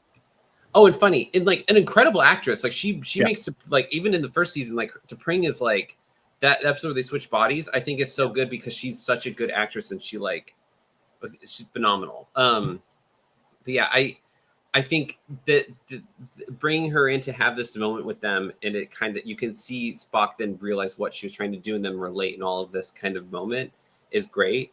I just think it gets overshadowed with kind of the hijinks, and at the end with Chapel, I think that kind of loses. I've never been super convinced about their relationship. I always thought it was more interesting with the original series, how it always felt like Chapel longed for Spock, but it never really happened. Like with this, it feels like it's a little too on the nose. Like they're trying to give Spock a relationship, kind of what, you know, in the Kelvin universe where they gave, where him and Uhura are linked together. So it feels like that the center point of this episode should not have been his relationship with Chapel, but should have been his relationship with Amanda. Yes. Also, he needed to officially break off his engagement because Izzy. This is very Ross and Chandler. I think this is, or Ross and Chandler, Ross and Rachel. That was a different version Wishful of Friends. thinking, girl. Ross and Chandler. Ew. Don't yuck my yum. The main thing for me is I lost it. I lost the thought. So we're gonna move on. You were thinking about Ross and Chandler. Ross and Chandler. I was. Push the button for what's going on in your brain. Yeah. Problematic gay alert. Do we have an unrelated gay alert? Like it's not related to Star Trek. It's just like unrelated gay thought. Just Stan is sad and lonely. That's all that is. Oh, God. Any other thoughts on charades? Charades? rods. Sherrod. Karades. It's karades, Just guys. You're my pronouncing last it bit wrong. is- It's karades. Shirades. So about Karatis, the only thing I'll say about as much as I love Mia Kirshner and what she does as Amanda, if you ever want to see her not act well, find one of her earliest jobs, which was on a Canadian series called Dracula the Series, where she and two other child actors play children who are exchange students who moved in with an old man who turns out to be Gustav Helsing, who is hunting Dracula. It only lasted one season. I can't imagine why, but 11-year-old Trevor fucking loved it. Blame Canada. was- Benji's not in the that show- chat. that Defend show your has to- nation, Benji. That Where's show Benji? had some very biting commentary. Oh God. Get out. I had to do one. I haven't done a dad joke all day. All night. I know. Ken, I know. we've I been- just tracked. We've been supporting Ew. you all night, and I'm sorry. It's all Making over. a fool of Joanne. Oh my God. Oh. Let's talk about episode 7. Oh, okay. I mean, It's not where I thought we were going. Wait, did I miss one? no, Was those old scientists someone's favorite? it was Oh, everybody, isn't it? I thought it was everybody's. Yes. I mean, we could talk about it. I got nothing No, to do let's with not talk about it. If you want to hear us talk about it, you join our goddamn Patreon. There's an That's what I'm episode saying. there. You paid Yes. money to hear it. That's It- what I'm it- saying. Give I'll us your just say- money. It was great. Tawny Newsome and Jack Quaid are incredible. Hot Spock. It's Hot a spot. wonderfully written hot episode. spot. Yeah. As the resident Lower Decks hater, I even thought it was funny. Yeah. Wow. See, sorry. Yeah. What did you think of the animated parts of it, though, Joanne? Do you remember that? I like the end. Oh yeah. Yeah. I like Why are that. my arms doing this? I thought that was actually very funny. Like, I thought that was very funny. So, Yeah. Are my eyes always this big? And I very much appreciated the animated opening sequence. Yeah. I thought that- Yeah. Oh, Cute. it was so That's good. cute. So good. Are we doing 9? Yes. Sorry, I have Ad Aspera on in the background, and I forgot to mention how much I loved Nira's office at the beginning of the Oh, yeah. episode. Listen, that was going to be my only point. Was that I like as much as I love that episode and I love a courtroom drama. I just want an office where I can remove the oxygen. Yes. Read the room, as she You said. don't have the boss that removes oxygen from the room. But yeah, I mean, kind of. I work for myself, so yes. I do too. So yeah. Well, y'all enjoy yourselves. Episode 9, Jesus. That's later. Subspace Rhapsody. Trevor's sick of our shit. Shut the fuck up. No, I'm kidding. Mute, Stan, mute. No, I'm kidding. I'm On playing, it. I'm playing with you. Playing. Season 2, episode 9, Subspace Rhapsody. Or as Ken called it. Never mind. Once more with feeling. Do you not know what once more with feeling is? You must know An that. accident with an experimental quantum probability field causes everyone on the USS Enterprise to break into song. But the real danger is that the field is expanding and beginning to impact other ships, allies, and enemies alike. Wrong. The real danger, as La'an points out, was the breaking out into song caused you to reveal things that you were keeping secret. I love this episode because it got them to finally say some shit that they've been wanting to say in song. But the truth is the first duty of every Starfleet officer, so I don't understand how that's dangerous. Not until the 24th century. Duty. It is once more with feeling. That was my only problem, is that it basically took even the truth-saying part they took from this Buffy the Vampire Slayer episode. Well, that's just a musical trope. They That's break out in. that's musical theater Yeah. trope, just generally. It's like Yeah. I'm gonna tell you what I'm thinking. Cue music. Yeah. The truth has to sing from my heart. I thought this is a excellent Star Trek musical. It is a decent TV musical episode. it would be a terrible musical because like it's incoherent. It's very incoherent because they're doing like different kinds of songs, but it works for the conceit of the episode because like what each character is singing about is a little bit different. But I love every song, and so it felt like a sampler platter of a musical rather than like a cohesive musical with like a theme. And Yep, I agree with that. Una Chin Riley, the only one who got 2 songs. She's great. Yep. And like I said, the only thing I didn't want to have happen was the ship starting to dance, and yet they did. The Enterprise doing it up with 3 Klingon battle cruisers. I mean, you could argue that was just camera work. You could, yeah. I think we should never get another musical episode again. I think that now we have done this. I don't think we should ever get another musical episode again. I think this is the only way that you'd be able to do it. I think the premise makes sense. I think they set this up enough and did it in Star Trek this shit up and slapped a good enough Star Trek on this pig uniform on this pig to like really make sure this made sense. But as an episode and as a musical, hard to get through. Like, I appreciate it. I think it's fun. I think for what it is, I think it's I love Letters to Cleo. Love you guys. But I think it's like if they were going to do a musical episode, I think the setup makes enough sense to where I will let it go. But this was rough for me. Well, let me ask the panel. And I don't like musicals. And that's probably part of my problem. I'm not a huge fan of musicals, but I was like, did I need this? I certainly did not. But I think now that we got this out of our system, let's do something else, please. So my question for the panel is, did any of you listen to the soundtrack by itself? Yes.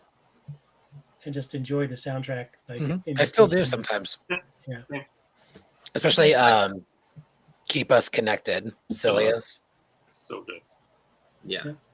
I have not revisited it, but I also do not like musicals. But I like very few musicals. I'll say that. Very few. So I like many, including this one. Well, good for you. And the Monster Maroon is fine. No, no, it's not. Don't get me back on it, no. Trevor. Don't. We will talk about it. We'll have a uniform episode. I will be the host of that show. I will be the captain. I'm the captain now. I liked that they got Bruce Horak back as the Klingon K-pop captain. And I for one, I like, so they did film a Klingon opera version. I for one love that we got not Klingon opera to show that Klingons have music that isn't just opera. Like this is, again, I don't think they do this enough. They Strange New Worlds, this is a great example of them expanding the lore in a very ridiculous, silly way. But like, we now know that Klingons have more than one type of music. And I love that. You know what I have listened to multiple times? It's when they redid the theme for the show, but a cappella, where it's all voices. Yeah. I love that. That's cool. That is really cool. Yeah.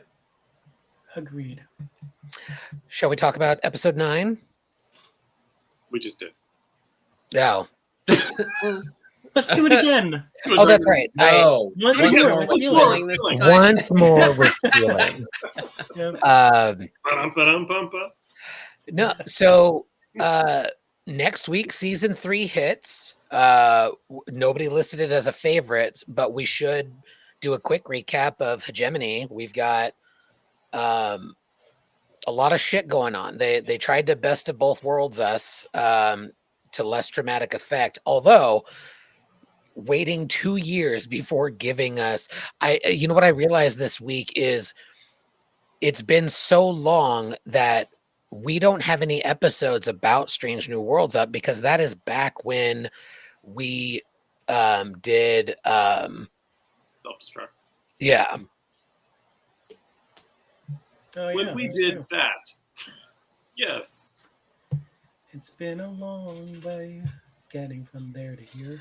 Sandra, are you having a stroke right now? On the Yes, no, I'm reading this message, and that is incorrect. It caused musicality. It did not cause human musicality. So I was Join us commenting in the earlier. chat so you know what I'm talking about. Let's talk about hegemony.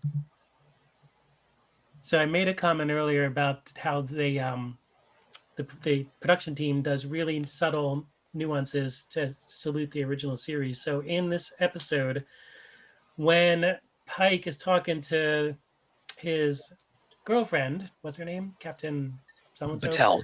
Hell. Yeah, thank you, Captain Patel Captain on the yeah on the planet.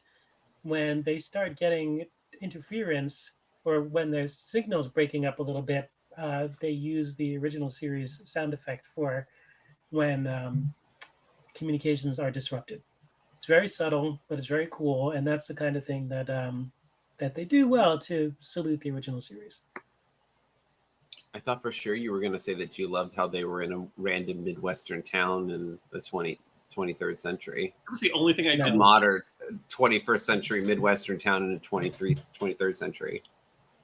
I think that was the No. only thing I didn't like about the whole episode was the whole like, let's just use the standing set and throw in a line of dialogue. Yeah, I didn't need the reason. They could have just left it. It would have been funnier. It would have been more closer related to the original series if they never mentioned it. They're just like, yeah, we're just gonna. We got this old the smoke, this set for Gunsmoke, so we're just gonna use that. Yeah. Fair. Yeah, exactly. I didn't. This episode was just. Not good. It's not good. I Yeah. thought we dealt with the Gorn in a way where it didn't seem to ramp up. That it only felt like the stakes of this was Pike's girlfriend. Like it didn't feel like the stakes of this was bigger than that. And it felt like we got past Spike. I was trying to say Spock and Pike at the same time. Pike looking inward on himself because he seems very selfish as a character. He seems very self-centered. And with this episode, it seemed he just kind of reverted in a weird way. Not where I felt like this was like, I don't know. I did not like this episode at all. I'll fight you. I liked it. I really enjoyed. I think the only thing I didn't like was the town. I liked well, okay, I take it back. There were two things I didn't like. I didn't like the town, and I didn't like that we kind of revisited the same. Was it in Memento Mori where we were on a planet that had a town? No, it's another episode after that. Yeah, but it felt very similar to like, oh, we're hiding in this city, and like it also reminded me of like 6 different episodes of Stargate Atlantis where they were just on the same set hiding in a like old style. Right. Yeah. So I didn't enjoy that, but like I liked the pace. I don't mind the cliffhanger. I don't mind that the captain doesn't always have an immediate response to every situation. Like everybody's upset because he waited 20 seconds instead of Kirk and Picard's usual 15. Like none of that bothers me. It's. I just rewatched it, and I agree with you, Trevor. At first, I thought I watched this. Jesus. I don't like this. And then I have to say that on the rewatch, I really appreciated more how they treated Montgomery Scott. I thought it's a bit of a cheesy thing to let's throw in another TOS character, and that I didn't like at first. But I get it. I think that they're gonna do this. And now who you got? You have Chekhov, Sulu, and McCoy. That's all that's left, right? So if they had to throw in Scotty, I thought that this actor did a good job of playing Scotty, of honoring Jimmy Doohan, and I really liked the dynamic between when you first hear the name Scotty coming from Pelia. Yeah, and I thought that was kind of cool. Yeah, I agree. I could do without them introducing TOS characters who aren't already on the ship. And we've talked about it's too much Kirk, it's too much of everything. However, I will say that the execution of this introduction, I think, was excellent and a better part of this rough episode for me. and he'll be back next season, still reporting to Commander Pelliot. Like he's Mhm. not the chief engineer. Yeah. He's, Yeah. yeah. I like No. It, And it's that- strange that like, works the for me. crew rotation on this, like it leads to this idea that like there's no crew rotation on this ship, where you get to a certain point, you just kind of like like if you work in an office, you know the person in charge, you might get promoted to that position eventually, whatever they leave. So like it's weird that like majority of the bridge crew, the main cast of the original series, are already serving on the ship when Kirk becomes captain. It's strange because that should be a full rotation of people who then get assigned to that ship. Yeah. Like you rarely ever get like, I'm not like in the military, but like I know that there's like really big crew rotation where it's very rare that one person continues to be in these positions. They rotate out. So like having them all established and then Kirk just suddenly joins as the captain is ridiculous. It's like these people should join around the same time that he does. Like there should be a bigger crew rotation. Have these people already in place makes no sense, because if that's the case, then we need to know what happens to Una, because it logically should be the captain. Mm-hmm. And then Kirk should be second in command, but that's Spock. Yeah. So it's like, why is what the chain of command is, doesn't make any sense if this is the crew rotation. I'm so worried they're going to kill her. This is where if they do, I'm gonna fucking lose my mind. I'm gonna lose my fucking mind. This is where I get weird about like us holding Strange New Worlds to some sort of weird standard that we don't hold the rest of Trek to, because Uhura is the communications officer of 1701 and 1701A for like 30 years. Like, we've established. I had issue with her being on the ship initially. But like, I don't think she should be on it. We've established from the original series, like through TNG, like. This doesn't run like a traditional military. Like these people aren't on 2-year assignments and then rotate out. So I don't know that it's all that weird to have people in positions that they choose not to vacate. They just keep climbing ranks and then have another person come in as captain. I agree they're going to need an explanation for why Una doesn't take over Enterprise, but there are plenty of ways to make that plausible, which includes potentially in early season 5 having her get her own command. Well, like she's having them not on a 2-year or 3-year or 4-year or even 10-year rotation is not strange. Geordi LaForge was the chief engineer of Enterprise D&E for 12 years. Like, right. The unofficial. I don't know. It's weird that that's the thing that shifts. It's just strange to me that that's the thing. I don't know. It just bugs me because I think this is also the episode that I had that crazy rant where I talked about how I was upset that they don't take care of the characters they created on this show, and that they focus on bringing TOS people in. I think this is where I went on that psychotic rant, like where I talked about how you'll have to be more specific. I know, right? Yeah, I mean, how like many times have I done that? Time? I just literally had one today about the those fucking monster maroons. But this the monsters. But yeah, this one I didn't like that they introduced Scotty. Because it was like, then what's the point of these other characters? You're now bringing these people and you have not given Ortegas a single episode where we get to know who she is other than the quippy pilot. Like everyone else has gotten I guess. I mean, I think that's right. I think that's part of the problem with this show is, they're specifically the second season. The second season. Because if they didn't have a whole episode focused on Kirk, I would have been fine. We got a whole episode that's all about him and La'an. Right. And it's like, I don't need to see this. Like if we had technically that was an alternate Kirk. I don't give a shit. It was still Kirk. And although we talk about La'an being an original character, her name happens to be La'an Noonien Singh. She's still like, connected. I think that's the only reason why she got as much as she did is because the showrunners want to play with original series characters, and she's an offshoot of Khan. Also, we should just call him the Gorn from now on. Gorn.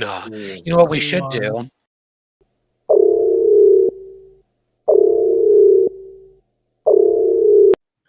We should land the ship.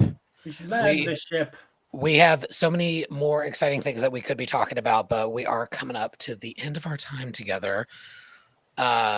Get excited because we will be back next week talking about the first and second episode of Star Trek Strange New Worlds. because both episodes are premiering next week. And apparently they're very different. So get excited for an even more chaotic Salon, because we'll be talking about 2 different episodes. Trevor, can you give us the scorecard, please? There were 5 problematic gay alerts, 1 tosser alert, 1 Ken dad joke. Stan fucked up 3 times. And Trevor and Ken agreed 3 whole times. See, the balance of the universe is off. It's just wonky. I gave 1,701 bonus points to Will for boldly seeking spitties. I gave him an additional 17 bonus points for housewivesing uniform arguments. I gave 7,101 bonus points to Joanne for hitting it with a hit it reference. I gave 1,710 bonus points to Matt for taking my abuse to the point where it's almost inappropriate. I gave 1,107 bonus points to Ken for uncomfortably being right tonight 3 times. And I gave 7,011 bonus points to Ryan for not uncomfortably agreeing with me. This point system is becoming more and more nepotistic. Yes. You gave Ken extra bonus points for agreeing with you, and you had already given him the points. And I took 10 bonus points away from Stan for being a little bitch. There we go. Oh, there Damn you it. go. And don't you know the audience is like, who the fuck is Ryan? Yeah. Yeah. If you weren't watching the whole episode, that's on you. Yeah. Well, friends, please like and subscribe. Thank you for joining this nonsense. We'll be back next week talking about brand new episodes. The first and few only 10 brand new episodes of Star Trek that we're getting this year. So, unless they pull a real surprise with Academy and premiere it earlier than we anticipate, but we'll figure it out. And then tomorrow, or not tomorrow, but next week, get excited because it's back. Strange New Worlds. And until then, live long and prosper. All hands abandon ship. Proceed to the nearest evacuation zone immediately.